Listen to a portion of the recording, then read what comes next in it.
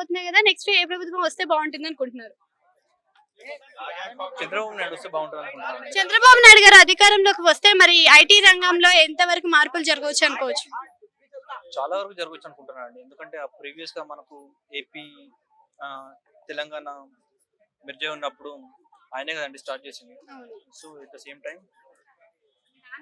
Same time ఇప్పుడు కూడా AP separate అయింది కాబట్టి చంద్రబాబు నాయుడు ఏపీకి వచ్చేదంటే బాగా చేస్తాడని అనుకుంటున్నాను. సో ఉద్యోగ అవకాశాలు ఏ విధంగా ఉండవచ్చు? షూర్ అండి. ఇప్పుడు చంద్రబాబు నాయుడు వచ్చినప్పుడు డెవలప్మెంట్ జరిగే కొద్దీ ఆబ్వియస్ ఆపర్చునిటీస్ వస్తూ ఉంటాయి కదా. సో రావచ్చని అనుకుంటున్నాను. సో విద్యార్థుల వలస అనేది ఆగిపోతుంది అనుకోవచ్చు. ఎగ్జాక్ట్లీ అదే అనుకుంటున్నాను అండి. సో ఇంకొక విషయం ఏంటంటే ఇప్పుడు ప్రస్తుతం చూసుకున్నట్టయితే మనకి షర్మిల గారే వ్యతిరేకత చూపించడం జరిగింది. సో అలా వ్యతిరేకత చూపించడం వల్ల జగన్ గారికి ఏదైనా ఎఫెక్ట్ అయ్యే ఛాన్స్ ఉందా? షర్మిల గారు వ్యతిరేకం చూపించినా చూపకపోయినా జగన్ గారికి ఎఫెక్ట్ అయ్యే ఛాన్స్ ఉందని అనుకుంటున్నాను.